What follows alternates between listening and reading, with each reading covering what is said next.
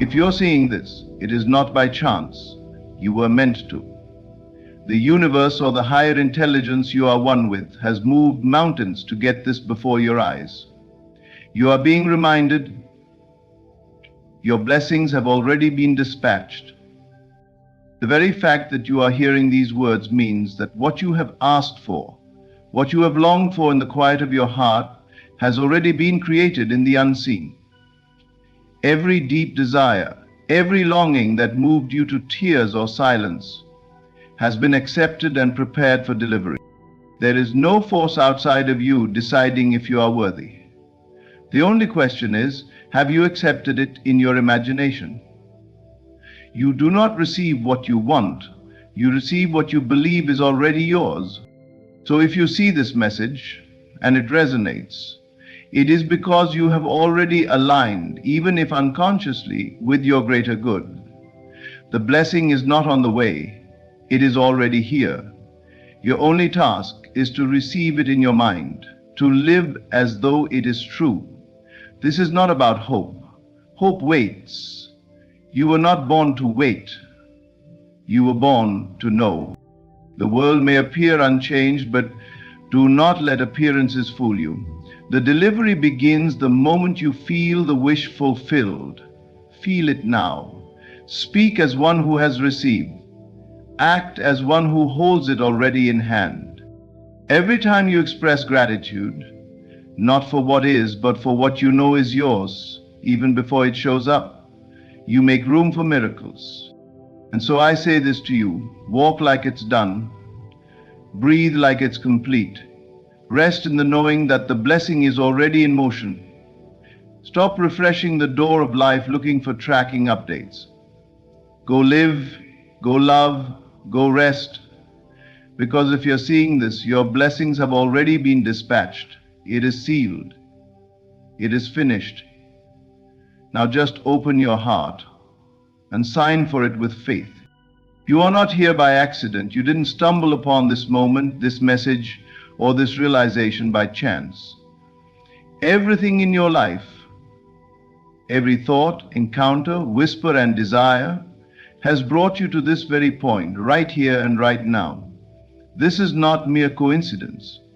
This is divine appointment. What reaches your consciousness is sacred. Every word you hear that stirs your spirit, every sign that gives you pause, every message that seems to answer the very questions you whisper in solitude. These are not random occurrences. They are confirmations. They are sacred echoes from a higher realm, guiding you back to the truth that you are never alone and that life is always speaking to you. Life is not happening to you aimlessly. It is unfolding with intention.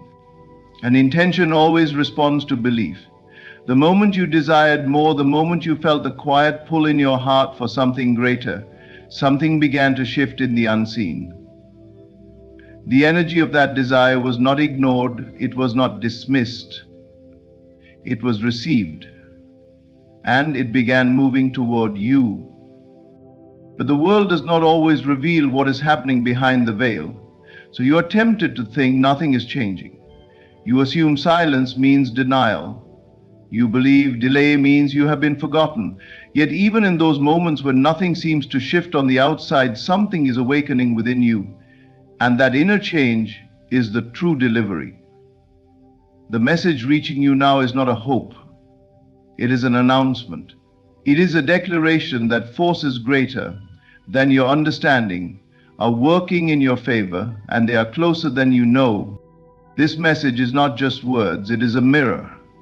It reflects what your spirit already knows, but your mind sometimes forgets: that you are not left behind and that you are not lost. You are being guided moment by moment by something that responds to your imagination, your feelings, and your inner conversations. The message comes when you are ready to hear it. Not a second too soon and never a moment too late. It is a quiet reminder that life is interactive, that the outer world bends in response to the inner, that the very presence of this message before your eyes is the signal. Something has been dispatched to you, an answer, a gift, a new path, or a blessing that your soul already called for. Now, the question is not whether the blessing is real. The question is whether you will allow yourself to believe that you are worthy of it, that you are connected to it, that you are already one with the thing you seek. When you accept the message, you activate the miracle. When you say yes in your spirit, you begin to see what was always there. So stop doubting what your heart knows. You didn't find this message, it found you, because you were meant to. Because something unseen is working in your favor. Because blessings don't knock on random doors. They arrive exactly where they were invited with faith. And you, dear soul, have already placed the order. The moment you imagined it, the moment you felt that silent longing rise within you, something began to move. A seed was planted, not in the physical soil of this world, but in the unseen realm where all things are born. Before a single word was spoken aloud, before you ever shared your desire with anyone else, the universe heard you. It recognized the vibration of your yearning and responded, not with delay, but with creation. Creation begins not in the outer world, but within. The invisible responds to the invisible. And what is your desire if not a signal from the deeper part of you? A message from your spirit, telling you what is already yours in potential form. The longing was not empty, it was not meaningless. It was evidence that your soul remembered something your eyes could not yet see. You must understand, the moment you felt that desire deeply, your blessing was formed. It was already shaped in the unseen. It was dispatched in spirit before you even finished your silent prayer. You didn't need to earn it. You didn't need to struggle for it. You only needed to feel it real. Many believe that desires are selfish or random, but the truth is far more beautiful. Your desires are divine clues. They are reminders of the infinite possibilities available to you. You are not being teased by the things you want. You are being shown what is already possible for you, what is already written for you in the invisible script of your life. This world is slower than the spirit. Here, things unfold in time, in space, in steps. But don't let that trick you into thinking the delay means absence. Just because your eyes don't yet see it doesn't mean it's not on its way. It is being prepared in ways your logic can't grasp. Paths are aligning, people are being moved, doors are creaking open behind the scenes, all to fulfill what you already call forth. What you feel deeply, what you truly believe and imagine, is not just emotional noise. It is a blueprint. The more you dwell in that feeling, the more real it becomes. Not because you're forcing it into existence, but because you're harmonizing with what already is. So stop doubting, stop questioning whether it was heard. The universe is not deaf, life is not blind. The divine responds to feeling, to imagination, to belief. That is the language of creation. Rest in the knowing that your desire was already heard. You do not need to beg, repeat, or plead. You only need to remain faithful to the vision within you. Revisit it often, not to wish for it, but to live in it. Act as though it is already yours, and soon the world will rearrange to prove you right. Let that quiet your fears. Let that silence the doubt. You were heard before you even asked out loud. And that is all the proof you need.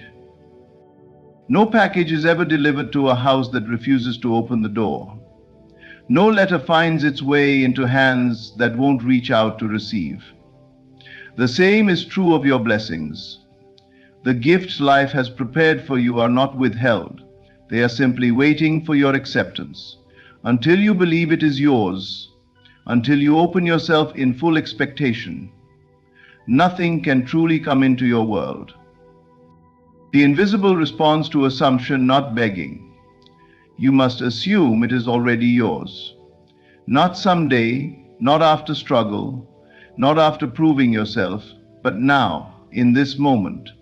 In the silence of your being, you must feel the reality of what you seek. That is the door that must be opened, not the door of effort, but the door of belief. It may sound backwards to many. The world teaches us to wait for proof before believing, but the spiritual truth is the opposite. You believe first and then you see. This is how the unseen becomes seen. You don't wait to feel wealthy until the money arrives. You feel the abundance now. You don't wait to feel loved until someone enters your life. You feel love now. That feeling is not empty. It is the signal, the vibration that aligns you with the reality you desire. Think of it like this. A delivery truck arrives with a package that has your name on it. It's already been shipped. It's already at your doorstep. But if you don't believe it's yours, if you refuse to open the door, if you question whether you deserve it or think it's meant for someone else, then it goes back. It doesn't stay where it's not welcome. And this is what happens spiritually every day. So many desires go unfulfilled, not because they weren't heard, not because the blessing wasn't prepared, but because the one who asked refused to accept. Not out of defiance, but out of fear, doubt, or unworthiness. To receive, you must open the door within. And that door opens through assumption. Assume the blessing is real. Feel the joy of having it now. Walk in the peace that comes from knowing it is already done. Speak from the identity of one who has already received. Let your inner world reflect the outcome, even before the outer world does. This is not about pretending or playing make-believe. It is about knowing that your reality begins in consciousness, that what you consistently assume and accept within must express itself without. There is no force outside of you withholding anything. The universe is not testing you, punishing you, or making you wait. It is only mirroring your state of belief. If you remain in the state of not yet, then not yet is what you will continue to experience. But if you enter the state of already mind, then that reality will find its way to you. So today, open the door. Accept it as done. Know it, feel it, live it within, and life will match your inner receipt without a delivery. What you truly accept cannot be denied. Delay is never denial. It may feel like silence, it may look like nothing is happening. But don't let appearances deceive you. When the desire remains unmet in the physical, it does not mean the answer was withheld. It simply means the process is still unfolding. It means something deeper is taking place. Not just around you, but within you. Waiting is not punishment. It is preparation. Every moment of delay is a sacred opportunity for alignment. You are not being ignored. You are being readied. The blessing you seek is already dispatched, already formed in the unseen. But before it appears before your eyes, your spirit must be prepared to receive and sustain it. Think of gold being purified by fire. The flame is not cruel. It is necessary to burn away what is not gold, so that only the purest essence remains. In the same way, delay is a refining process. It burns away your doubt. It strengthens your faith. It teaches you not to beg, but to trust. Not to strive, but to rest in knowing. So if you are still waiting, do not fall into despair. Instead, ask yourself, am I aligned with what I desire? Do I still feel separate from it, or have I become one with it in consciousness? Life can only reflect your inner world. The moment you match the inner feeling of the thing you want, life has no choice but to express it outwardly. But the universe is kind. It will not give you something you are not yet ready to hold. It loves you too much to deliver prematurely. And so, when delay comes, see it as a gift, a sign that you are still being shaped, a chance to become fully available to the good that is already on its way. During the wait, your imagination is your sanctuary. Return to the end. Return to the state of the wish fulfilled. Feel it now as if nothing were missing. Do not use the delay as evidence of lack. Use it as an invitation to deepen your belief, to persist in the vision, to declare, even though I do not yet see it, I know it is done. This knowing is what transforms waiting from suffering into power. You begin to realize that delay is not a sign of rejection, but a sign of intimacy. It is a sacred space where you and your desire grow into one another, where you no longer chase the dream, but live in its reality within. And once that inner union is complete, the outer must reflect it. It cannot do otherwise. The law of life demands it. The seed has already been planted. And just as a flower blooms not on your schedule, but on nature's, so too will your blessing arrive at the perfect moment, full, ripe, undeniable. So do not lose heart. Do not curse the space between asking and receiving. That space is holy. That space is divine timing in motion. Know this, the dispatch is in transit. You have not been denied, only prepared. And what is truly yours can never be lost. The invisible becomes visible, not through desperate wishing, but through unwavering assumption. This is the great secret that most overlook. To wish is to acknowledge lack, to cry out from a place of emptiness, hoping that something external will fill the void. But assumption is different. Assumption is powerful. Assumption is creation. It is the inner knowing that what you have imagined is already true, even before your senses confirm it. Everything begins in consciousness. What you see in your world today first existed as a thought, a belief, a feeling accepted as real. This is not philosophy, it is law. The outer world is a mirror, and it reflects not your fleeting wishes, but your persistent assumptions. What you assume to be true, you give life to, and what you live inwardly must take shape outwardly. You must understand the difference between hoping and assuming. Hope keeps you in the waiting room. It keeps you reaching, longing, anticipating, but never arriving. Assumption moves you into the state of already having. It shifts your inner self from separation to unity, from future to now. To assume is to live from the end, to feel the emotion of your desire fulfilled, to wake up and move through your day not as someone who lacks, but as someone who already has. This is not pretending, this is embodiment. This is the silent yet powerful stance of the soul that knows creation is finished and all that remains is unfolding. The world responds to you in kind. When you shift your assumption, life begins to shift around you, not because you manipulated circumstances, but because you aligned your consciousness with a different outcome. The world must reflect what you consistently and sincerely believe about yourself and your reality. So if you desire abundance, you must assume the state of one who is already abundant. If you long for love, assume the feeling of already being deeply loved. If you seek healing, dwell in the assumption of perfect wholeness. Feel it now, speak from it, think from it, act from it, and the world will conform. This is the key to manifestation, not repetition of affirmations, not visualizing without feeling, not begging the universe. It is your deep assumption, your acceptance of a new identity within, that causes the invisible to harden into fact. And here is the beauty. Once you truly assume, the pressure lifts. You no longer need to chase, control, or force. You rest, you trust, you allow.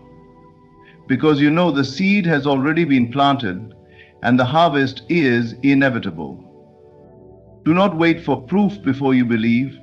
That is backward living. Instead, believe and proof will come. This is how miracles happen, not by chance, but by alignment, not by hoping something will change, but by assuming the change has already occurred within you. So live as if you've already received. Let your imagination be your reality. Let your inner world be the blueprint. And you will witness the invisible becoming visible not by effort, but by the quiet, certain power of assumption. Gratitude is the sacred proof that you have already received. It is not a polite response to blessings after they arrive. It is the power that opens the door for them to come in. It is the invisible receipt you present to life, the silent declaration that what you asked for is already yours. When you give thanks in advance, you step into the realm of certainty. You no longer question, wonder, or beg. You assume the posture of one who knows. And in that knowing, manifestation becomes inevitable. Gratitude in advance is not a trick. It is not a performance. It is the purest sign of belief. You are not thanking the universe because you hope it will do something. You are thanking because in your spirit it is already done. Gratitude then is your confirmation number. It tells the unseen world, I have received this. I claim it. I accept it fully. And with that acceptance, the physical world must eventually reflect what the spiritual world already confirmed. Many wait until circumstances change before they feel grateful. But that is not gratitude. It is observation. True gratitude transcends appearances. It rises up before any evidence arrives.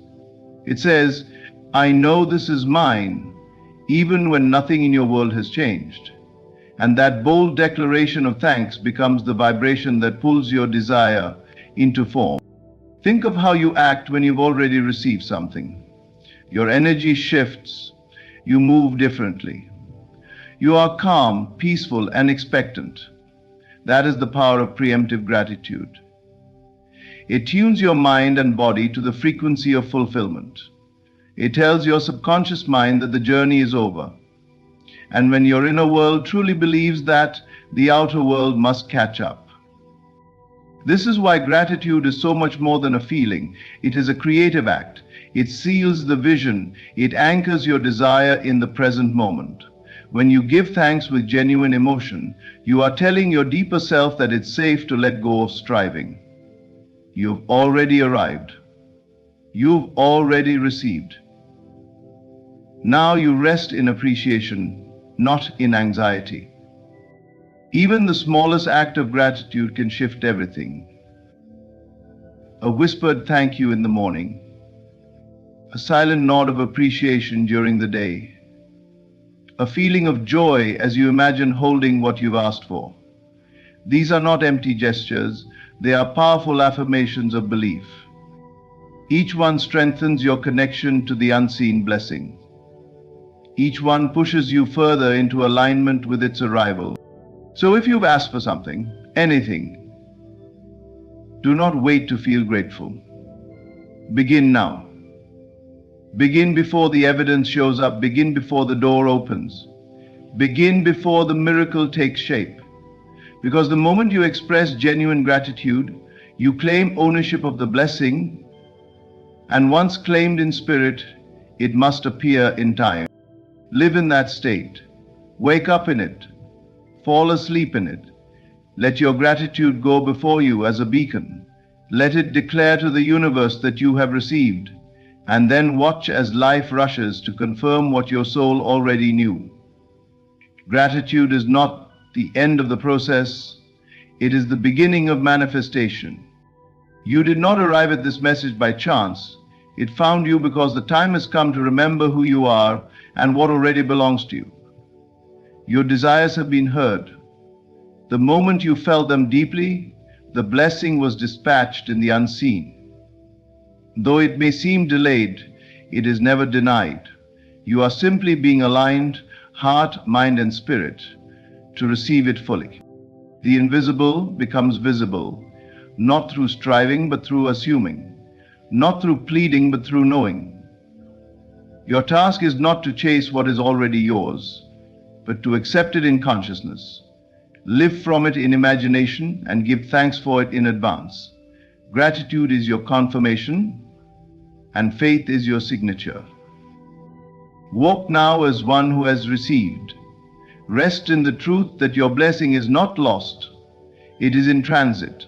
And the moment you align your inner world with that truth, the outer must follow.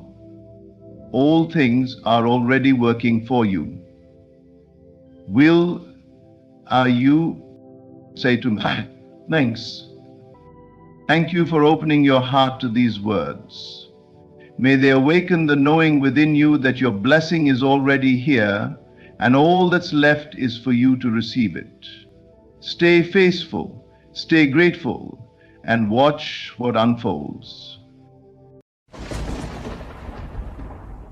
There was a moment in my life when everything seemed against me. Doors were closed, people doubted me, and even my own thoughts whispered failure. I chased, I pleaded, I prayed with desperation, but nothing changed, until I stood still, took a breath, and said two words. I didn't say them casually. I didn't whisper them in weakness. I declared them, I let them rise from within me, not as a plea, but as a fact. And in that instant, something shifted, not outside me, but within me. And because the within changed, the outer had no choice but to follow. You see, these are not just words, they are the brush strokes of creation.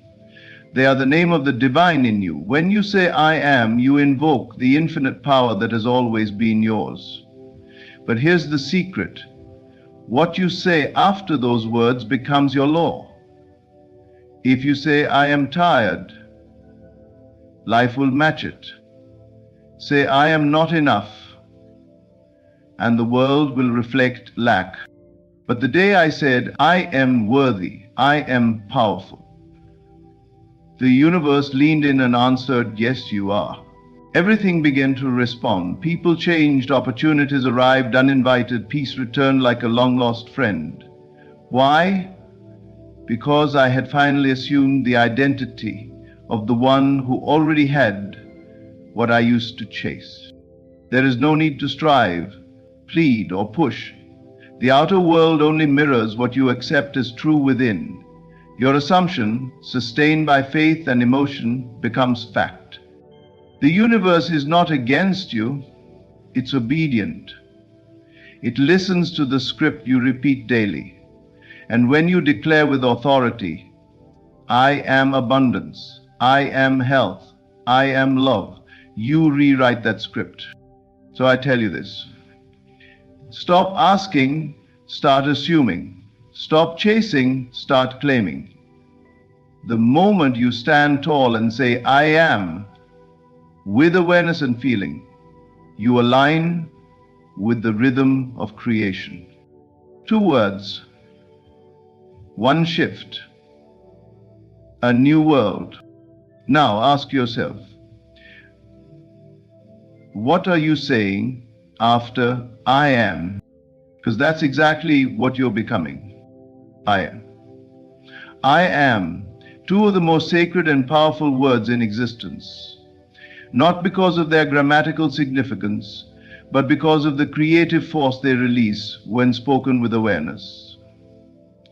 These words are not just sounds, they are declarations. They are keys that unlock the unseen. When you say, I am, you are not merely describing yourself, you are creating yourself. Everything in your life begins with what you place after those two words. Every condition, every experience, every outcome first took form when you said, I am, and followed it with a belief.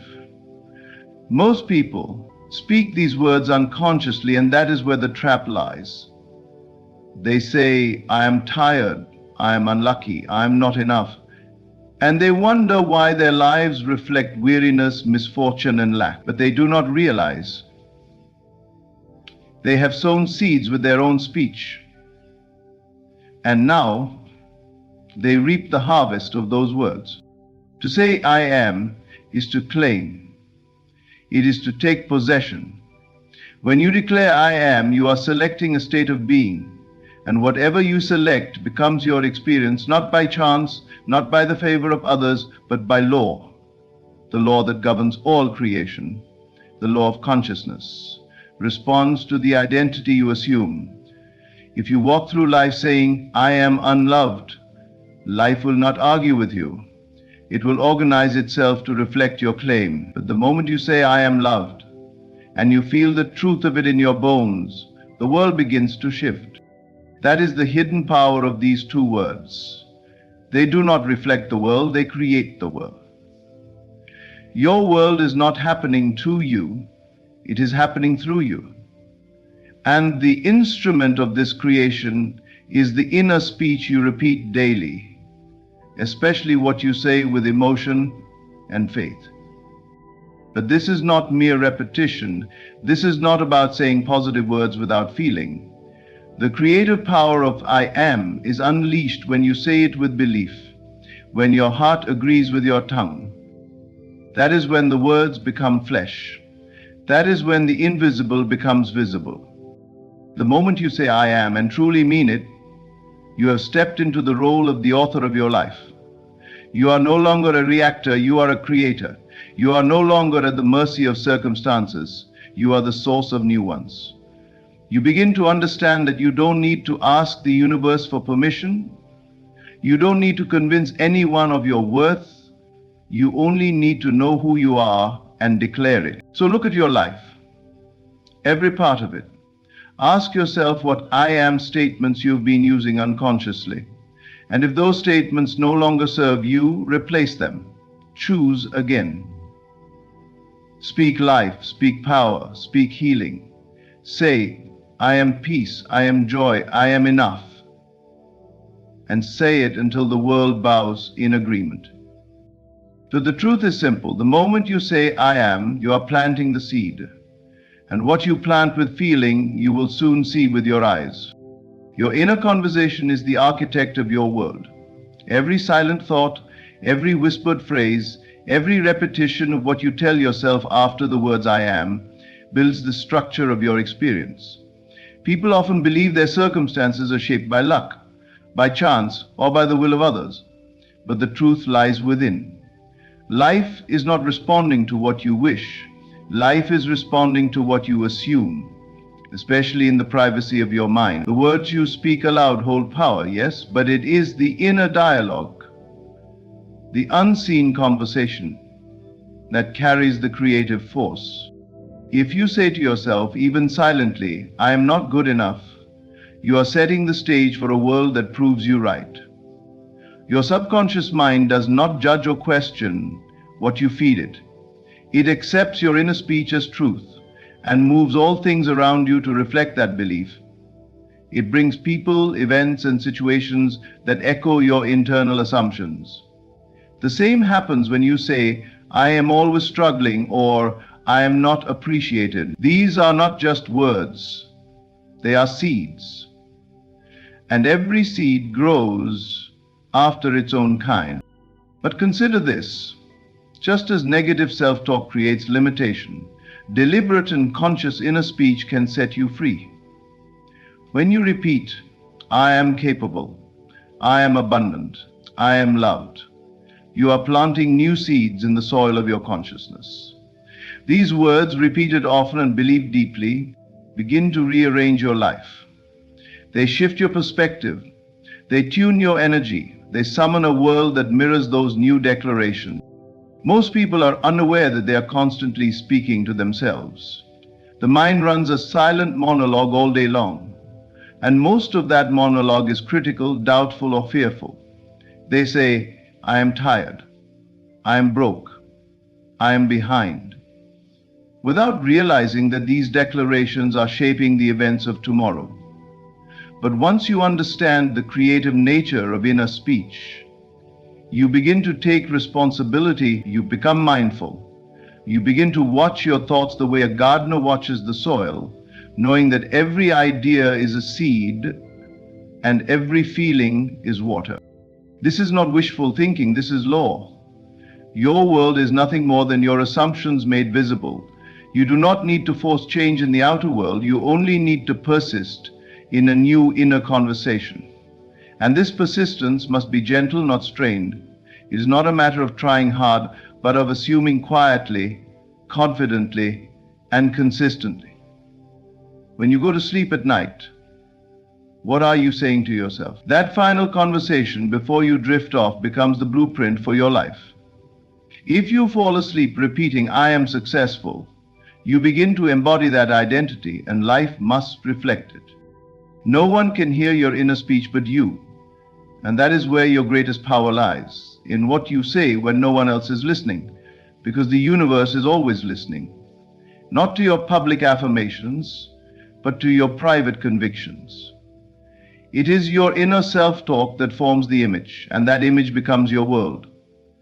You can look at your life today and trace every condition back to something you've repeatedly said to yourself, knowingly or unknowingly. So change the conversation. Begin to speak to yourself as someone you love. Speak as the person you want to become. Declare, "I am confident, I am free, I am guided," until these words become your second nature. And when they do, watch how your world begins to shift. The people, the opportunities, the peace you seek, they all begin to appear, not because you chased them, but because your inner conversation aligned with them. The truth is simple but profound. Your life is your inner speech made visible. Choose your words with care, because whatever you say after "I am," especially in silence, becomes your experience. Faith is not struggle. Faith is not grinding or pushing or proving. True faith is quiet. It is certain. It is alignment, not effort. You do not manifest what you force. You manifest what you become. And becoming begins with assumption.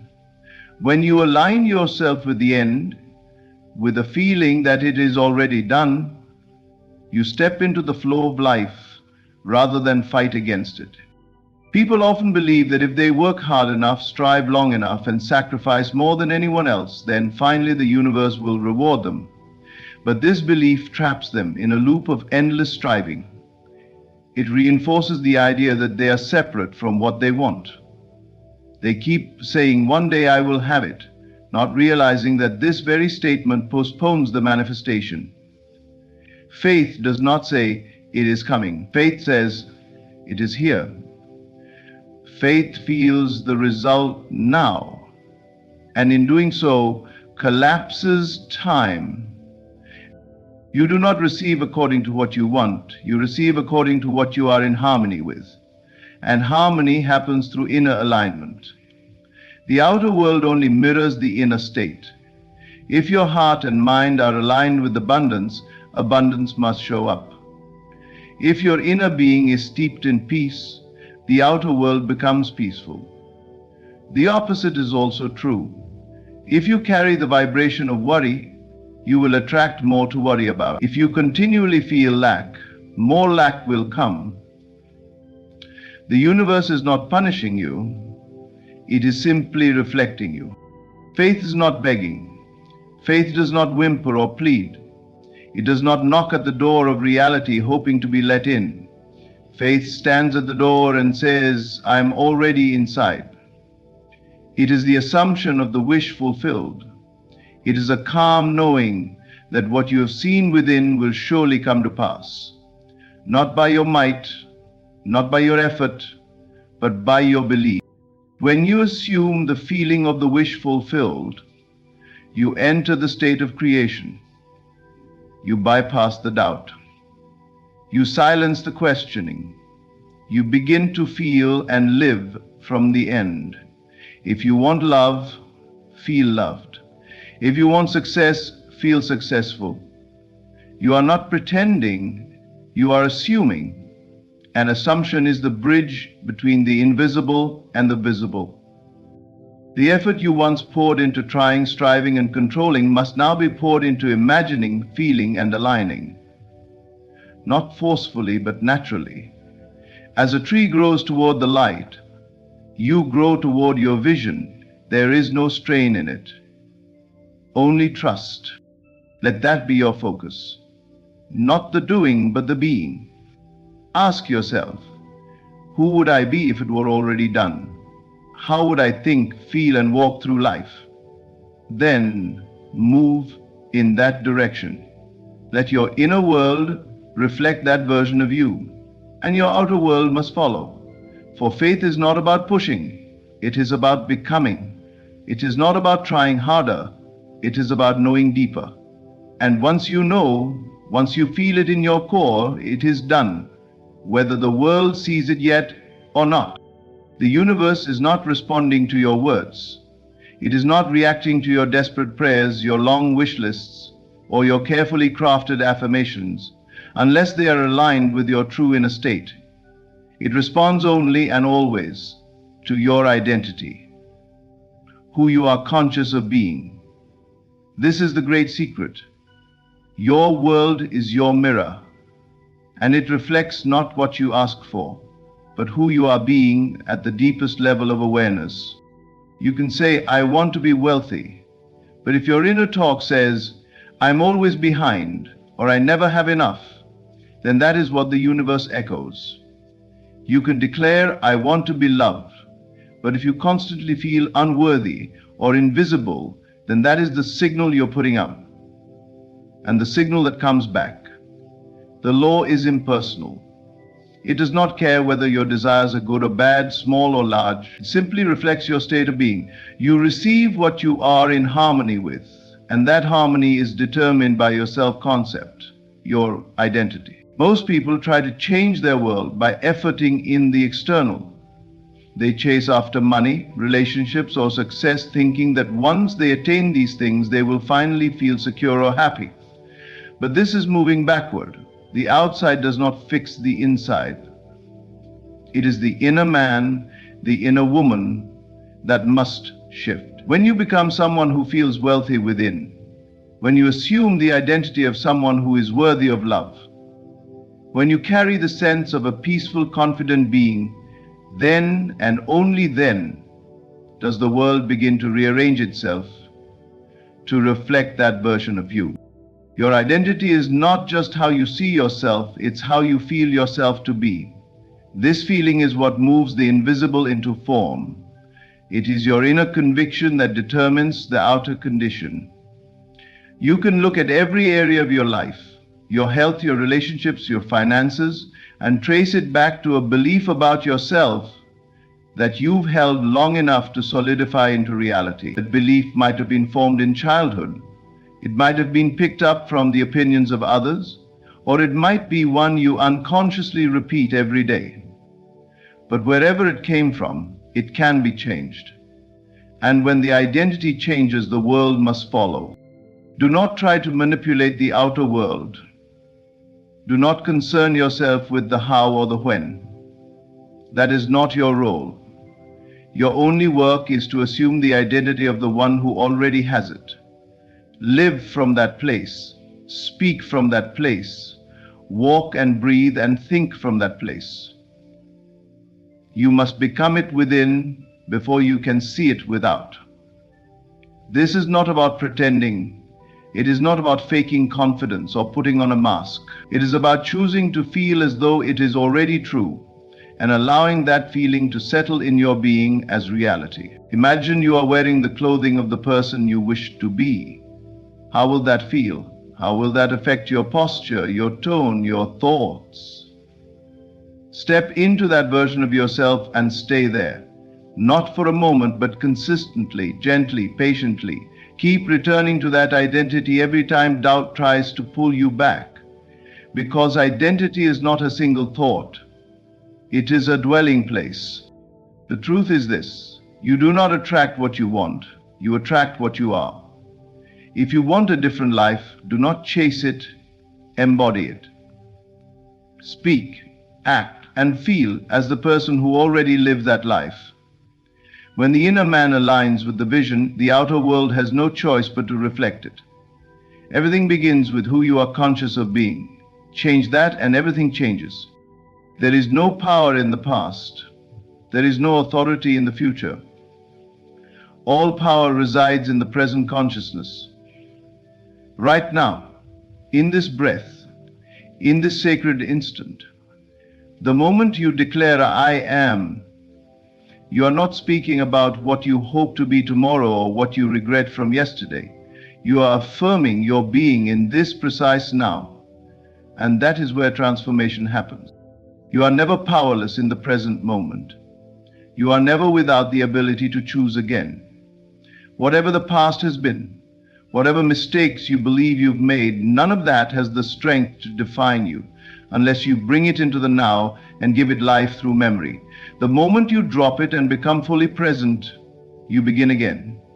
Creation begins again. You step into the center of all that is possible, because the present moment is not bound by what was. It is free and it is fertile. This is why I am is the most powerful statement you can make. It is not just two words. It is a declaration of creative authority. When you say I am, you summon the divine essence within you. You awaken the spark of the infinite. And in doing so, you become a conscious creator, not a victim of circumstances or time. You are not reporting a fact. You are issuing a command. You are shaping identity. You are forming the mold that life will pour itself into. And that identity takes shape in this moment, not in your dreams of a distant someday. So many people live in a haze of one day. One day I'll feel confident. One day I'll be successful. One day I'll be happy. But the trap of one day delays transformation. The universe does not respond to I will be, it responds to I am. Because only the present moment is real, the rest is memory or imagination, and those are only useful when you bring them into alignment with what you are choosing now. The power of now lies in your awareness. The more aware you become of your state in this moment, of what you are thinking, feeling, assuming, the more influence you have over what you are creating. If you are unconscious in the present, you are sleepwalking through life, reacting to shadows of the past or fears of the future. But if you are awake, if you are fully here, you can change direction instantly. You can shift states. You can decide I am no longer this and choose again. When you say I am, ask yourself, what am I attaching to this sacred phrase? Am I saying I am tired, I am poor, I am unlucky? Or am I choosing I am whole, I am worthy, I am becoming? Whatever follows I am is not just a description, it is an invitation. It is the seed of manifestation, and it is always planted in the soil of the present. You cannot say I am yesterday, you cannot say I am tomorrow. You can only declare it now, and that declaration shapes your consciousness. And your consciousness shapes your world. This is why awareness of the present is not a spiritual luxury, it is the foundation of power. When you live in the now, you break the chains of habit. You stop carrying the burden of old assumptions. You no longer defer your dreams to the distant future. You realize that you are the dreamer and the dream, and that the canvas of creation is right here. If you want to change your life, come back to now. Sit with it. Own it. Feel the truth that right now you are the author, not tomorrow, not when everything lines up, but here, with what you have, with what you are willing to feel and embody. I am is not just a phrase, it is the door. And when you step through that door with awareness, the entire universe meets you there. Not because it suddenly favors you, but because you finally remembered where the power has always been. Within you, in this moment, in the living now. Imagination is not a child's plaything. It is not mere fantasy or escapism. Imagination is the portal to manifestation. It is the invisible workshop where all visible things are first shaped. Every structure, every invention, every transformation you see in the outer world began in someone's imagination, held long enough, felt deeply enough, and believed strongly enough to crystallize into form. This is the great mystery revealed. What you vividly imagine and accept as true must eventually appear. Words alone do not create. Words filled with doubt, spoken from a state of fear or lack, carry no power. But when you say the right words with conviction, words that align with the image you hold in your mind and the feeling you accept in your body, then unseen forces move immediately. You are not asking for something to happen someday. You are impressing upon the creative field the structure of what already is, building it in consciousness. And the universe, obedient as always, reflects it. The imagination is the eye of God within you. It is the divine faculty by which you see beyond what is and glimpse what can be. And not just glimpse it, enter it, live in it, embody it. When you imagine something vividly, and do so from the end, not as a wish, but as though it has already occurred, you shift your state of being. You stop looking at the desire as something outside of you, and instead become the one who already possesses it. That shift is the secret key. For once your state changes, reality has no choice but to conform.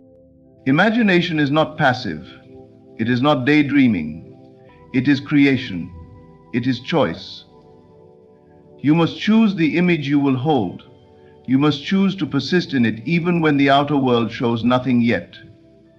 Especially then, because what is seen is always the echo, not the cause. The cause is your internal state. Picture yourself living in the outcome you desire, not hoping for it, not waiting, living in it. Feel the scene around you. Hear the sounds, smell the air, see the light in that new reality. What does your posture feel like there? How does your heart respond? Let it be real to you, not someday but now. This is how you bridge the unseen and the seen. You let the imagined experience become more real than your current circumstances. And as you do, something begins to move. The world reshapes itself to reflect what you have dared to claim inwardly. This is not magic, it is law. Every time you vividly imagine and feel something to be true, you are planting a seed in consciousness. And like any seed, it will grow, not because you force it, but because you trust it. You water it with repetition. You nourish it with belief. You protect it by refusing to contradict it with fear or doubt. And then you wait, not in anxiety, but in confidence, knowing that what you imagine with faith is already yours, even if the evidence has not yet arrived. Do not misuse imagination by rehearsing worst-case scenarios or repeating mental images of failure and lack. What you imagine, you magnetize. The law does not distinguish between good or bad, wanted or unwanted. It only responds to what you vividly believe. So discipline your imagination, turn it to your ally, make it the sacred space where your future is crafted with care and trust. The greatest secret is this: when you align your words, imagination, and feeling, reality bends. It must. The outer world is clay in the hands of your inner vision. So imagine well, imagine boldly, imagine lovingly, and do so as though it were already done. Because in the realm of consciousness it is, and what is real there will soon be real here. Imagination is not preparation, it is creation. Use it wisely and you will see that unseen forces do not delay. They respond in kind, instantly and faithfully, to the world you dared to see within. So now you understand. Your words, your assumptions, your inner conversations, your identity, your present awareness and your imagination are not just abstract ideas, they are the very tools of creation. They shape your world not someday, but now. The two words "I am" are sacred keys, and what you attach to them becomes your lived experience. The universe is not working against you. It is waiting for your clarity, your conviction, your inner alignment. Once you stop trying so hard and start being, everything changes. You don't chase, what yours begins to seek you. You don't beg, you assume. You don't worry, you trust. And that trust is the evidence of your faith, the sign that you are no longer a servant to circumstance, but the conscious creator of your reality. Everything responds to who you are in consciousness. You don't get what you want, you get what you are. And the moment you declare fully and faithfully, I am, you set the entire universe in motion to reflect your inner state. Let this be the moment you choose boldly, speak deliberately, and imagine vividly. You are not here to struggle. You are here to remember who you are. Thank you for listening. Thank you for being present. And most of all, thank you for daring to believe. There is a sacred moment, not seen by the outer world, that arrives just before your reality shifts. It is not loud. It does not announce itself, but you feel it. It is the stillness, the quiet pause before the curtain opens and the scene changes. It often appears as stagnation, confusion, or nothingness. The world seems slower, duller, even unkind. But this is not a step back. It is the rearranging of the visible to match the invisible. You may begin to feel strangely calm. The old desire that once made your heart race now rests gently within you. It no longer claws at you, it no longer whispers fear. Why? Because you have become it. You no longer chase, you contain. You do not need it, you are it. And then imagination takes the lead. You walk through the day, but your truest life happens within. You see it, hear it, touch it in your mind, and it feels more real than what the eyes reveal. That is not delusion, that is creation. The unseen is being etched into form. Then the world begins to echo.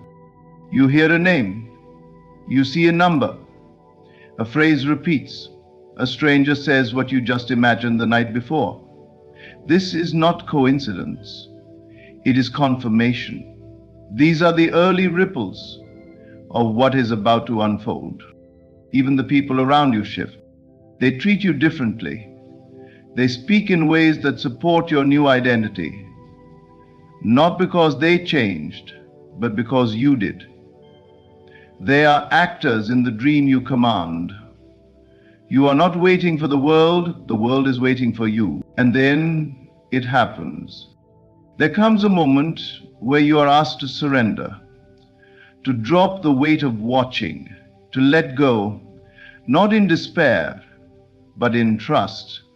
This is the last step, the moment before the manifestation. It will feel like letting go of control. And in that very surrender, the bridge is crossed. The seed becomes a flower. And what you once imagined now breathes before you. You may begin to sense that everything around you is slowing down. What once moved quickly now seems to halt. Opportunities dry up. People become distant. The pace of your life feels like it has entered a kind of stillness. At first, this may seem discouraging, even frightening. You might think something is going wrong or that you've made a mistake. But in truth, this is a sacred sign. This apparent pause is not punishment. It is preparation. When the physical world seems to grow silent, what is truly happening is the final alignment between your inner world and the outer. You have shifted internally. You have imagined, persisted, believed, and now the outer world must adjust. It must by law conform to your new state of being. But the material realm is dense and slow. It does not change instantly.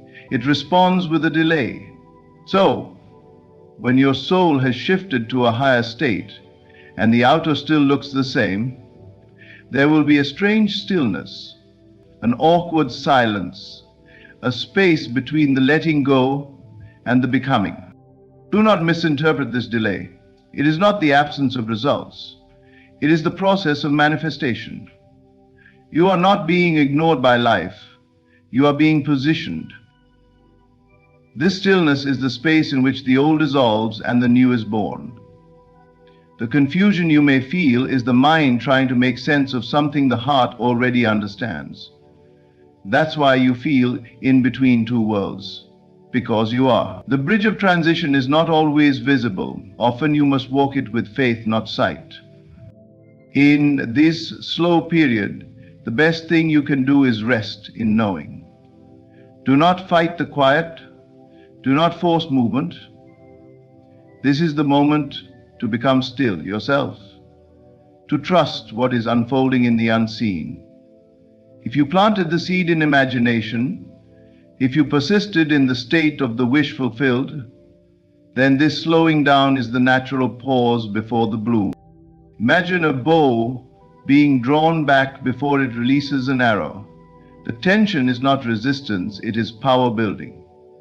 The stillness before manifestation is that same tension. You are being drawn into alignment.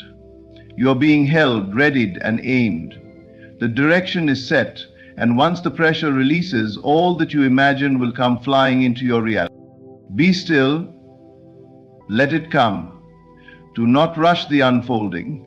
When the world slows you, speed up, not in motion, but in transformation. You are not being delayed, you are being made ready. That stillness you feel, it is sacred. It is the moment before the miracle. There comes a moment on your journey where the need, the longing, the urgency simply fades away.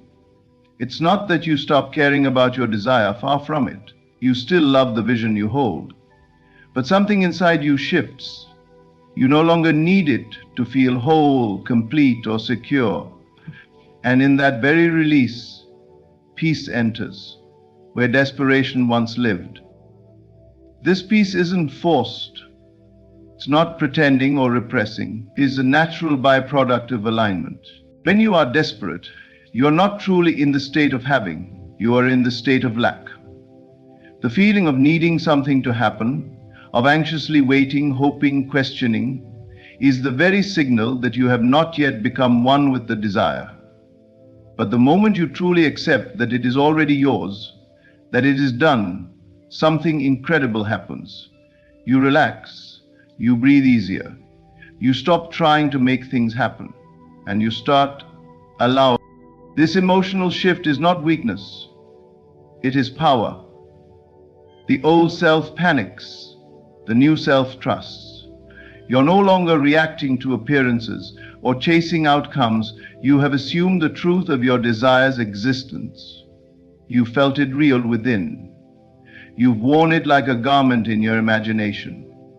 And now, because you know who you are, the need to prove or push dissolves. Peace is proof of alignment. It means you're no longer fighting reality, you're creating it. You've stepped out of the waiting room and into the room of embodiment. And from this calm place, your world begins to respond differently. People, situations, and opportunities come not because you begged or chased, but because your new state draws them in. You see, the outer world is not the cause, it is the effect. The cause is always consciousness. And when your inner world is at peace, settled, and sure, the outer must mirror that. This is why manifestation often happens after you stop obsessing, stop checking, stop clinging. You didn't give up on the desire, you gave up on the resistance to it. You surrendered the illusion of control and entered the knowing of creation. Many misunderstand detachment. They think it means not caring. But true detachment is confidence, not apathy. It says, I know it's done, so I don't need to grab at it. It's like placing an order and knowing it will arrive. You don't stare at the door all day. You go about your life in peace because you trust the process. This emotional shift. From wanting to knowing, from grasping to resting. is one of the final signs that your manifestation is near. It is the evidence that you are no longer hoping. You are being. You have stopped living in the future and started living in the fulfillment.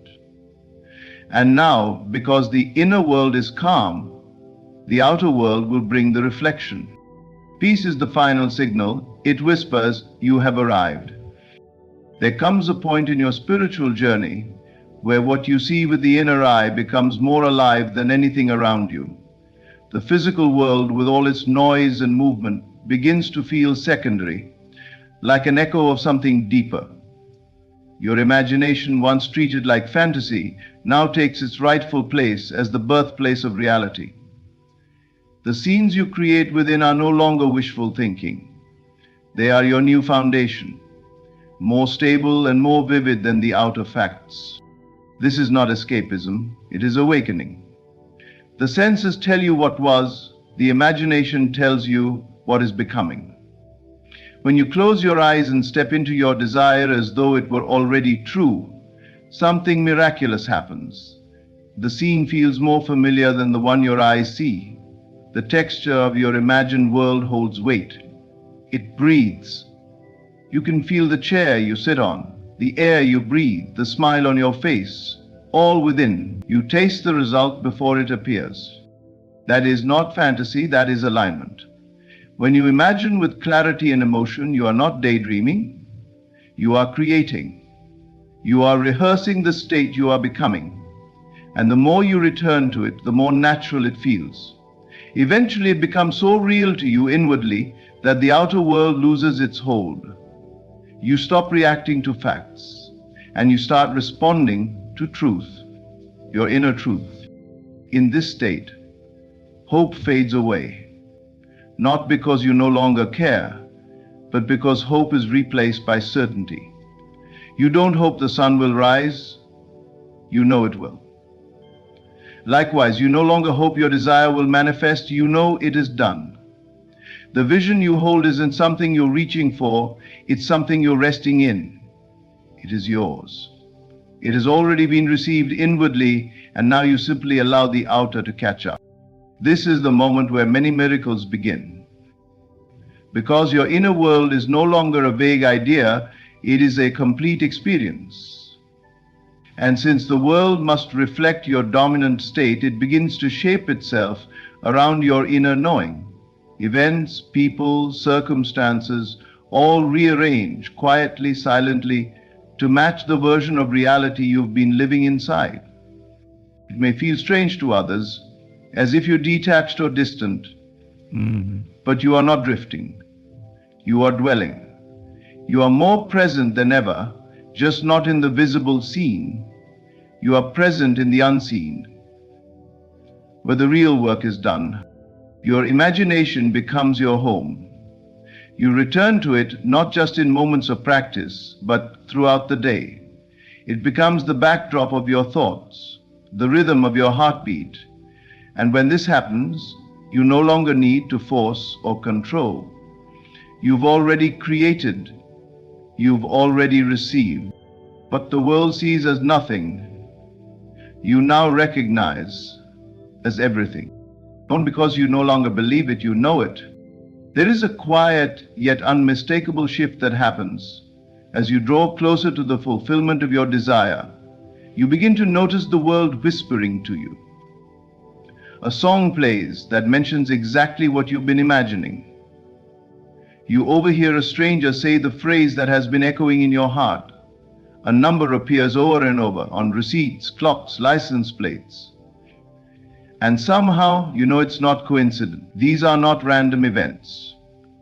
They are reflections. They are the reverberations of your inner world, rippling through the outer. Signs that your consciousness is becoming dominant. As you align more fully with your desired state, the subconscious begins to project that new truth into the screen of space. You may think you are noticing more, but what's truly happening is that the world is responding to you.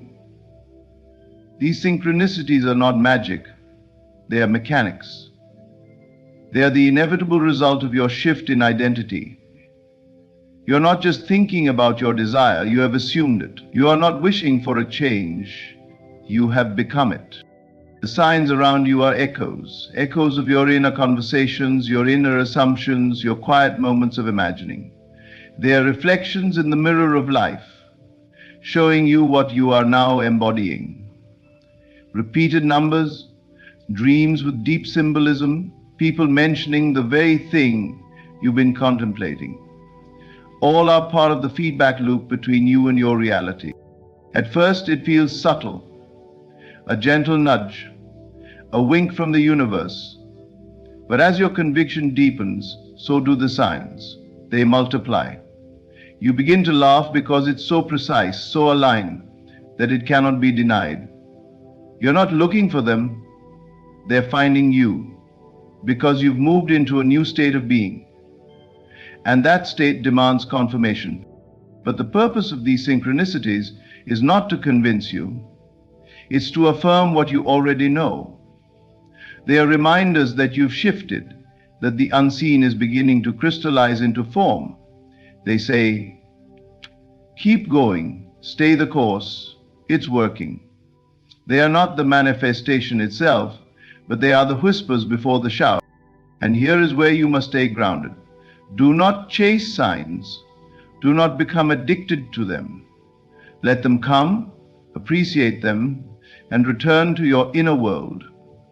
For it is within that the real power lies. The signs are secondary. Your state is primary. When you make your inner state your home, the signs are simply proof that you live there.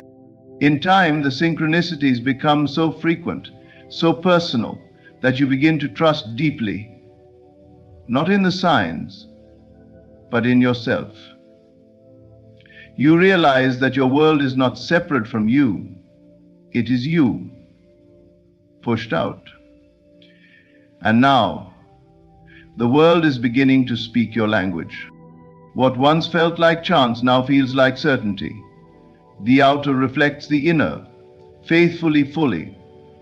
And the echo is getting louder. As you begin to occupy the new version of yourself, not just occasionally, but as a sustained state of being, something extraordinary and subtle begins to unfold.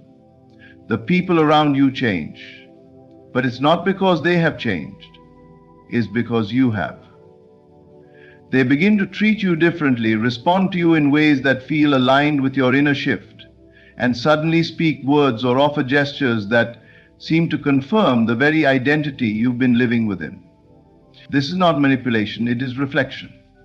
The world has no choice but to show you who you are being. You see, your world is not separate from your consciousness. The people in your life, your friends, family, co-workers, even strangers, are not independent actors. They are participants in the drama of your assumption.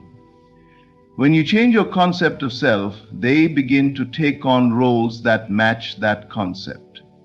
Where once you were overlooked, now you are noticed.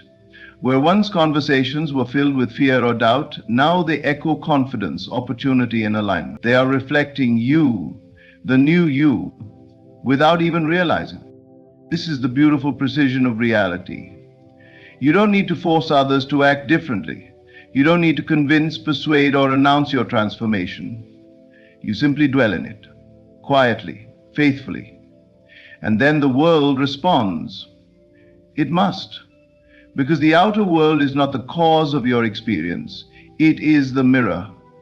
And once the image in the mirror changes, the reflection cannot remain the same. Opportunities you once longed for begin to come toward you. People who doubted your worth now praise you. Those who once ignored your light now feel drawn to it. None of this is accidental. It is all born of your new self-concept. And even if someone from your past reappears, you will find them responding to you differently. Not because they are new, but because you are. This is why inner work is never wasted. Though the outer may appear unchanged at first, it is always shifting, always moving to catch up with your dominant state, and people being part of your world cannot help but comply. Their words, their actions, their energy all begin to confirm the reality you've been living internally. They reflect your beliefs, your assumptions, and your feelings back to you with uncanny accuracy. This reflection does not just affirm that change is happening, it affirms that it has already happened. The moment others begin to mirror your new self, you are witnessing the fulfillment of the inner transformation. It means the shift has taken root and is now bearing fruit. You no longer need their validation, and that is why it comes. You've become it, and so it must be seen. Your relationships begin to feel more aligned. You attract conversations that nourish you. You're offered chances to grow, lead, shine, not because others have decided to see you differently, but because you've decided to see yourself differently. And now the world agrees. There is a sacred moment, quiet and subtle, that arrives just before the manifestation appears. It is not marked by frantic effort or heightened intensity, but rather by stillness. A deep, undeniable urge rises within, the urge to surrender. It feels as though something old is dissolving, something worn and tight is being released. This is not weakness, it is not giving up, it is the final act of trust, the last breath before the birth.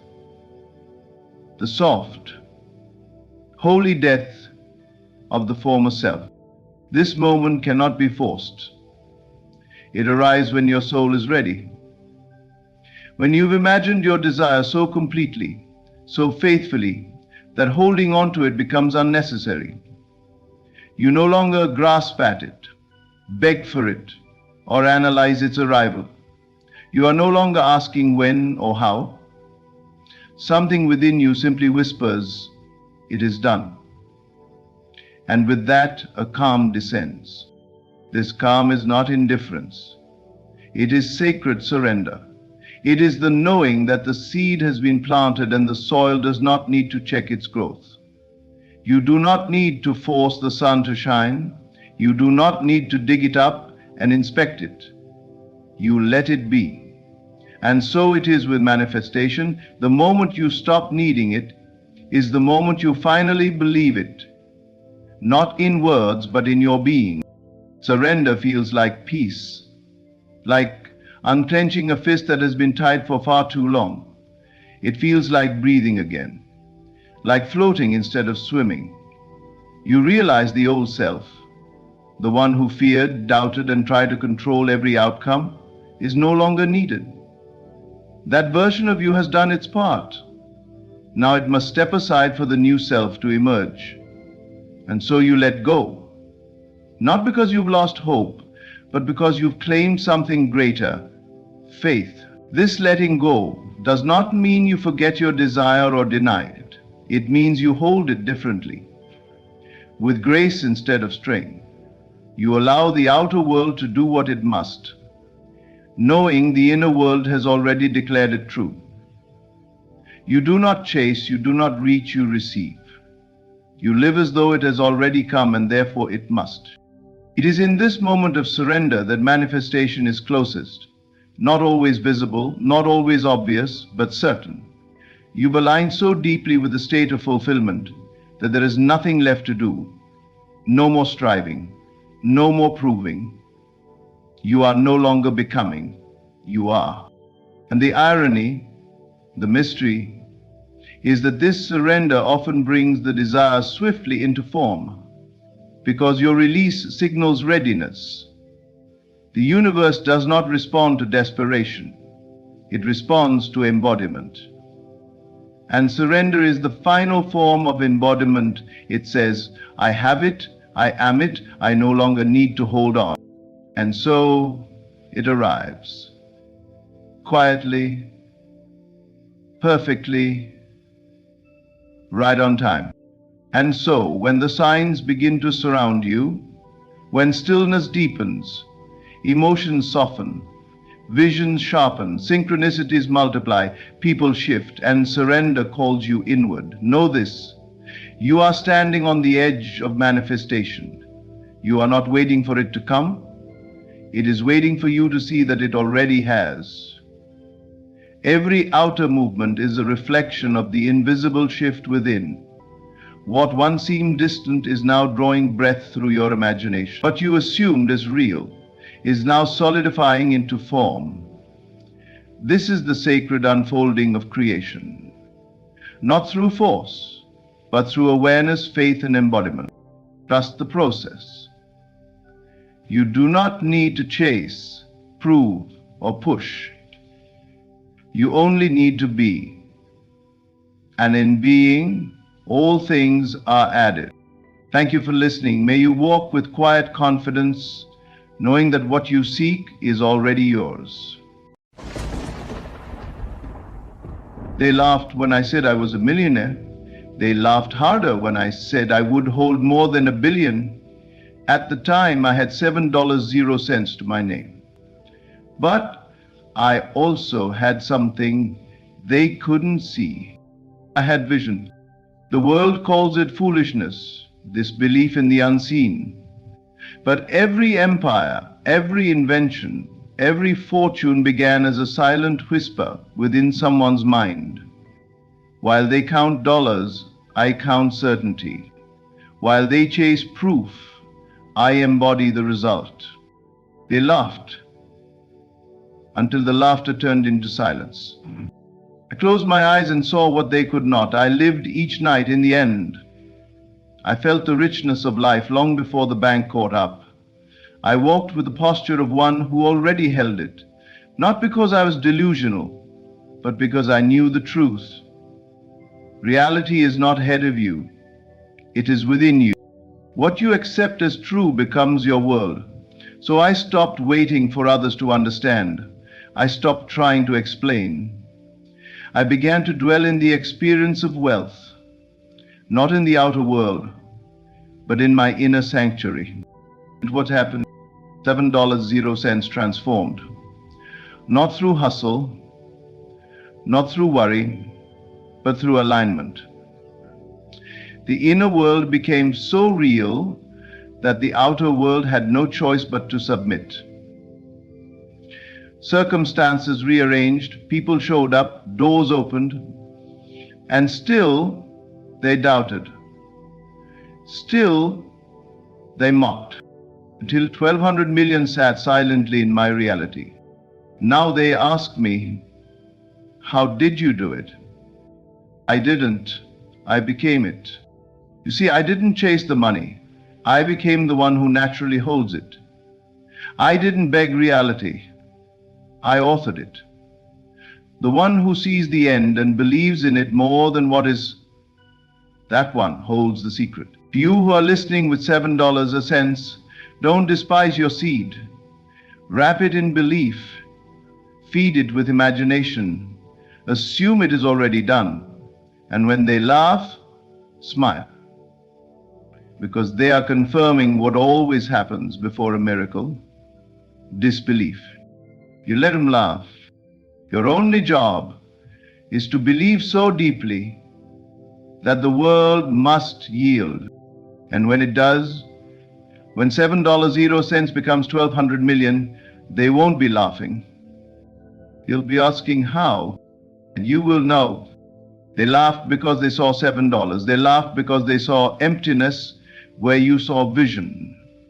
But what they never understood is this: the most powerful force in the world is not currency, not gold, not assets.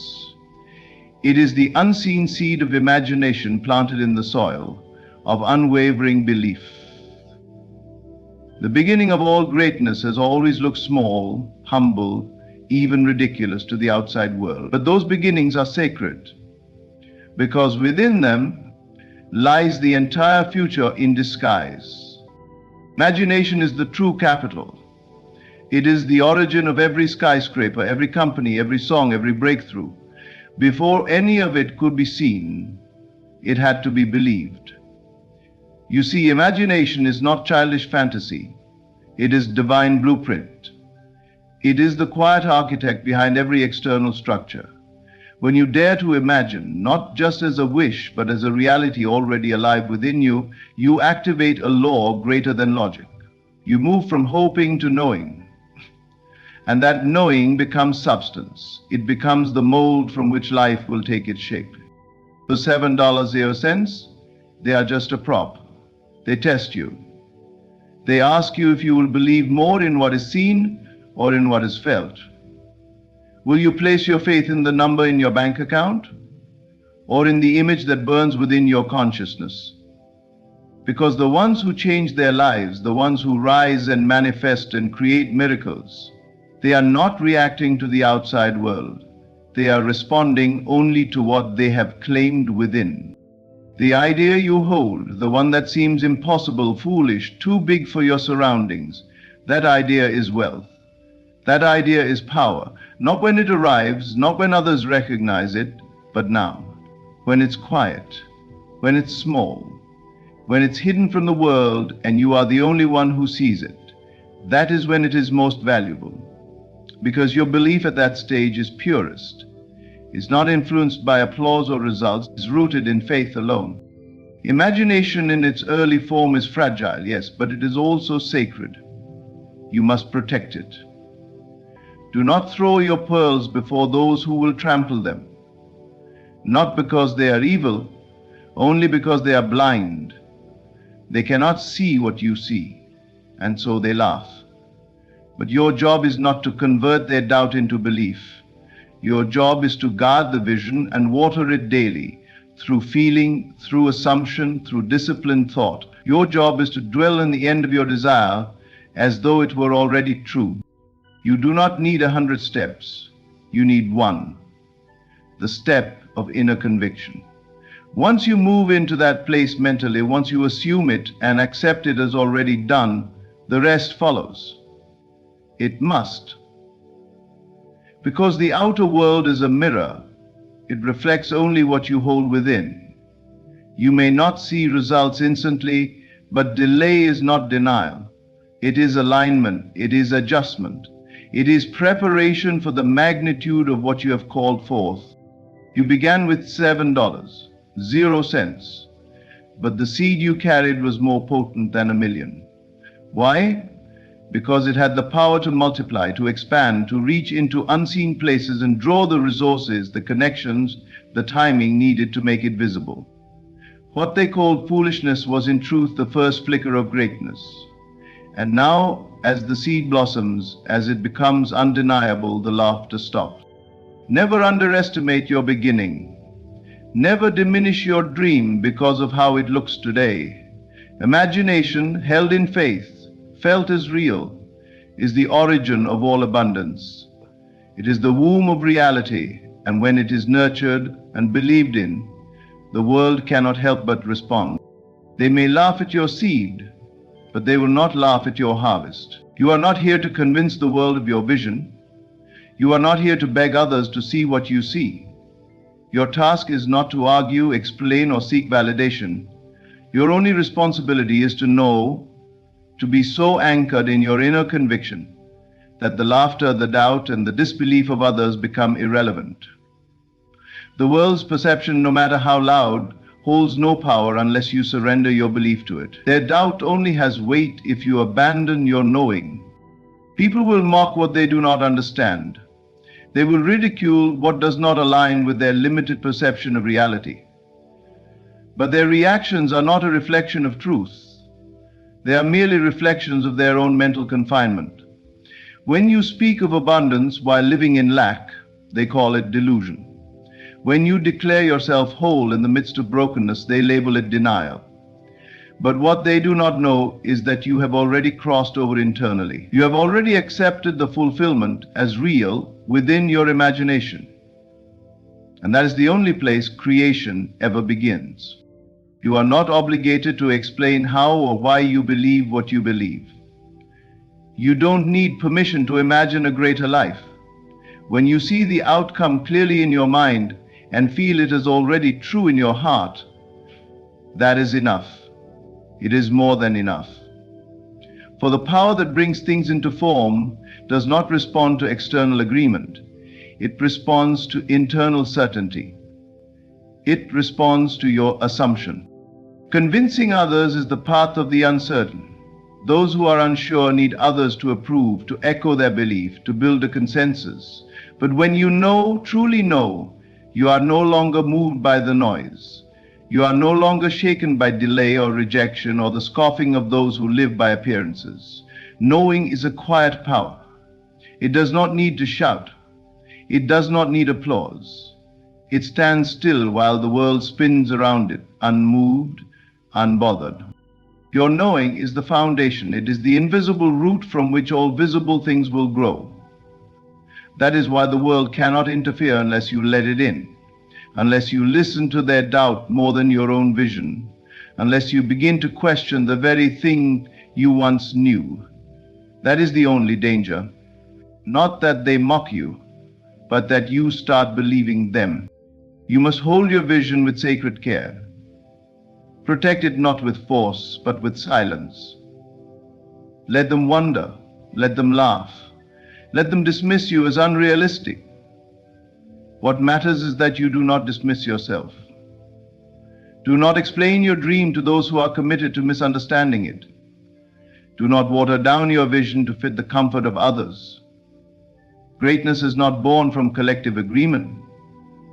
It is born from solitary belief. So remain still. Keep your focus. When the world says, "Show me," you respond inwardly, "I already know." For all things come from within. The seed planted in imagination, nurtured by faith and protected by inner conviction, will always bloom, no matter how long it takes. And when it does, when the harvest arrives, they will no longer question you. They will no longer laugh. But by then, it won't matter. Because you didn't manifest it to prove them wrong. You manifested it because you knew it was already yours. So walk in quiet power. Stop explaining. Stop convincing. You were never meant to be understood. You were meant to know. And in knowing, you create. It was never about the $7 or cents. It was never about what was in your pocket, your bank account, or your surroundings. The world wants you to believe that circumstances dictate your destiny, that what you see and touch is the only truth. But the real path, the only path, is carved by assumption, not by effort alone, not by external evidence, but by the inner state you dare to occupy. It is not your environment that creates your future. It is the assumption that your desire is already fulfilled. Assumption is not a wish. It is not a fleeting hope. It is a state of being. It is the deliberate inner acceptance of your desire as already true. When you assume the wish fulfilled, you shift your identity, not just your thoughts. You don't just think about having what you want. You live as though it is already yours. That is the secret. That is the foundation upon which all creation is built. The world may see $7.00 and call it lack. But the one who assumes abundance, who sees the vision completed and feels it as real, is already rich. Not in numbers, but in consciousness. And consciousness is the only true cause. It is not about hustling to change the outer. It is about aligning your inner world so completely with your desire that the outer must conform. The bridge of incidents, the chain of events, the so-called luck and opportunities, all of that begins only after you have assumed the end. You don't need the full map. You don't need all the answers. You need only one thing to dwell in the end. See it, feel it, rest in it. That is where your power lies. Your current circumstances are not a sentence. They are a shadow, a reflection of your past state. They are not permanent. They do not define you. What defines you is the state you occupy now. Assume the end, not as a question but as a fact. Live in that state even when nothing around you agrees with it, especially when nothing agrees with it. Because that is the true test of faith. Not to believe when it's easy, but to believe when it makes no sense. To wake up and smile, not because you see the physical results, but because within you know it's done. You are not waiting for the world to change so you can feel better. You change your feeling and the world must follow. It is law, it is order. You shift the inner, and the outer rearranges. That's why it was never about the $7.00. That number didn't limit you. What would have limited you was accepting the $7.00 as your truth. But you didn't. You saw the end. You lived in the state of the fulfilled desire. And that made all the difference. Assumption creates the path. It summons what you need. It moves mountains without effort. But it requires consistency. You cannot dip in and out of belief and expect steady results. You must become the version of yourself who already has what you desire. That means thinking, acting, and feeling from that place before it shows up, before it materializes. Do not let circumstances deceive you. They are echoes, not cause. The moment you shift within, the path begins to unfold, sometimes subtly, sometimes dramatically, but always faithfully. Life is responding to your assumption, not your effort. The ones who understand this no longer panic in the presence of small numbers, empty rooms, or uncertain moments. They have seen the end, and in seeing it, they have called it into being. So assume wisely, assume boldly, assume consistently. The world bends to your assumption, not the other way around. Ignore the evidence. Ignore the numbers, the silence, the closed doors. Ignore the delay, the rejection, and the things that seem to contradict your desire. None of it matters. What you see is not the truth, unless you choose to make it so. What matters is what you feel consistently within. The world is simply a mirror reflecting back to you the state of consciousness you have occupied over time. It is not punishment, and it is not permanent. It is the delayed echo of who you were, not a prophecy of who you are becoming. You must train yourself to live in the outcome, not in the appearance. The outcome you long for already exists, and it waits only for your alignment. The moment you persist in feeling the end, it begins to move toward you, not because the world changes by itself, but because you have changed. And when you change within, the outer must follow. It is not magic, it is law. To live in the outcome is to feel the joy now, to move as though it has already happened, to respond to life as if the door is already open. That is the greatest secret. Feeling creates the future. Not words, not effort, not logic. Feeling. If you feel lack, the world will reflect lack. If you feel abundance, abundance must find you. It may take time, but it cannot fail. The challenge is not in creating. You are always creating. The challenge is in believing, despite the delay. Reality is not immediate. It takes time to rearrange, to conform to the new state you have claimed. That's why many give up. They shift their state for a moment, feel the joy briefly, but then the outer doesn't move fast enough. So they panic, revert, and the mirror reflects the doubt all over again. You must hold firm. You must live from the end until the world catches up. It is not your job to know how it will come. It is only your task to remain faithful to the vision. The how is none of your concern. The when is not your burden. The inner work is your only assignment. Persist in the feeling, stay loyal to the outcome, and no matter how contradictory the outer world becomes, keep living from the truth you have claimed. When others ask you where it is, why it hasn't come, or whether you're being realistic, smile. Because you know the truth, you know that reality is just catching up to who you've already become inside. Their questions come from sight, but you are living from insight. Their eyes see delay, yours see fulfillment. So ignore the evidence. Ignore the seeming lack. Ignore the noise. It is only old data playing out. Don't feed it with your attention. Don't energize it with worry. Instead, go back to the feeling. Go back to the end. Ask yourself, how would I feel if it were already done? And then live in that feeling. Dwell in it. Marinate in it. Let it become your new norm.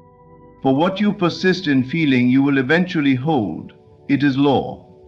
The world may seem slow, but it is faithful. Stay in the state, and the outcome must appear.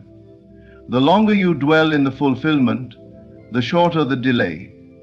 Because nothing can resist a consciousness that refuses to accept anything less than what it has already claimed. Success is not something you chase, it is something you embody. It is not out there waiting to be found through toil or relentless action. It is within, waiting to be awakened by a shift in identity. You do not become successful by effort alone. You become successful by assuming the identity of one who already is. The moment you change your self-concept, the world begins to respond. Not eventually, immediately, though the results may unfold over time. Everything begins with who you believe you are. You cannot act your way into lasting success if you continue to think like someone who is still trying. Trying only reinforces that you have not yet arrived. But being, simply assuming the role, the posture, the mindset, creates the inner foundation from which all outer success flows. The one who sees themselves as a success will find confirmation of that identity, even if the outer world has yet to catch up. It is not about the applause, it is about the knowing. Change your self-concept and you change your world. The man or woman who carries themselves with the certainty of success alters every interaction, every decision, every response. Doors open because their presence speaks louder than their resume. Opportunities appear because they no longer beg or chase. They magnetize. Not through manipulation, but through identity.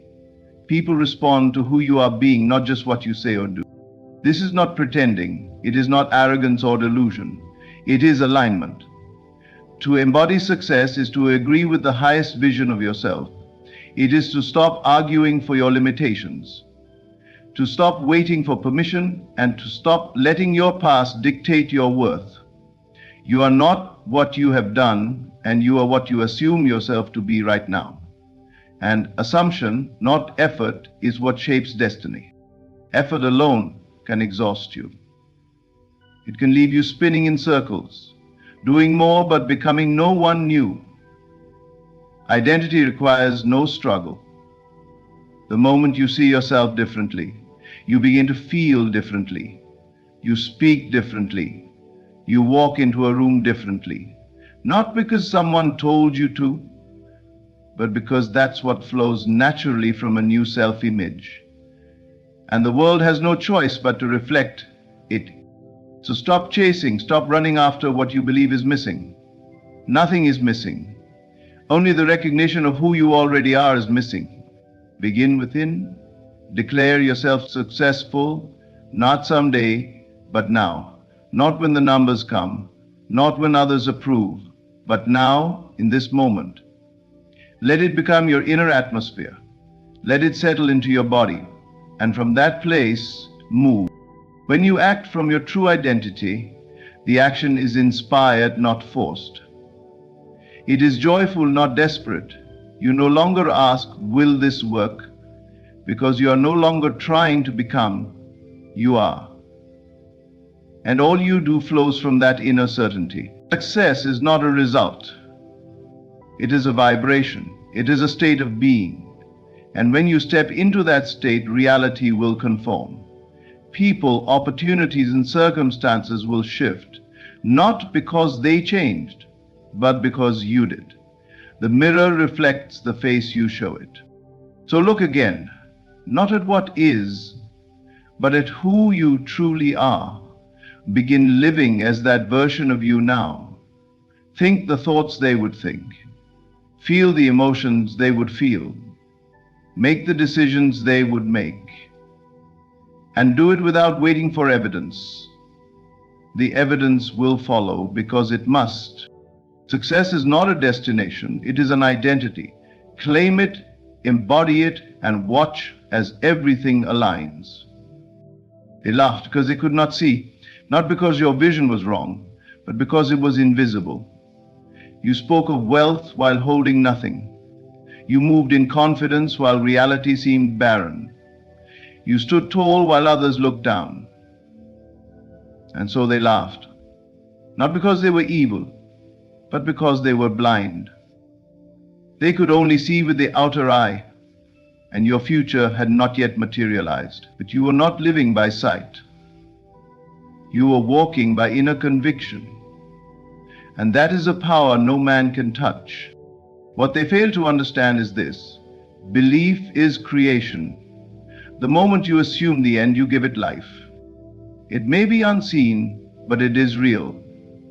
The outer world only echoes the past, the inner state you once held. The new state, the one you've chosen in silence and solitude, is forming even as they mock. You don't owe them an explanation. You don't need to plead your case or prove your potential. The seed planted in imagination, nourished by faith, will bloom in plain sight. And when it does, the laughter will turn into silence. Not because you fought back, but because reality bowed to your belief. They laughed at your $7.00, at your small beginnings, your quiet persistence, your refusal to give up. They laughed because they could not hear what you were hearing in the silence, the whisper of your fulfilled desire. They saw you as foolish, naive, unrealistic. But you knew something they didn't. You knew that nothing in this world is more powerful than an idea claimed with conviction. You knew that the invisible shapes the visible. That assumption leads, and manifestation follows. You did not need their applause. You did not seek their understanding. You simply continued to live. In the end, you became the one who already had it. You walked with the energy of fulfillment, and the world, though slow, could not resist. The same people who laughed will one day ask how you did it. They will marvel at your success, unaware that you did not chase it, you became it. You aligned your inner world with the outcome, and the outer world was forced to follow. This is the quiet revenge of the faithful, not to shout, not to argue, but to become. To let your manifestation speak louder than any defense. You never needed to convince them. You only needed to remain convinced yourself. That was the battle. Not against others, but against the urge to doubt. The temptation to look around and let the outer determine your inner state. But you didn't. You kept your eyes inward. You remained in the state. And that faith made you unstoppable. Let them laugh. Let them doubt. Let them dismiss what they cannot see. Because every moment you persist in the feeling of the wish fulfilled, you are creating a world they will one day have to believe in. The stage is being set, the pieces are moving, and when it arrives, when the promise becomes form, it will be undeniable. The laughter will stop, not because you silenced them, but because reality did. They will have no choice but to acknowledge what once seemed absurd. So hold your vision. Cherish your dream.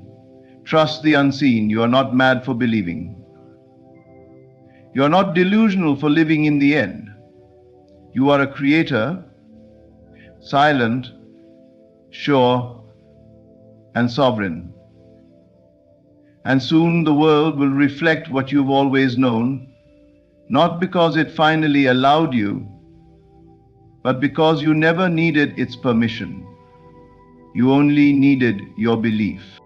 And that belief, unshaken and undeterred, will do what no argument ever could. It will manifest.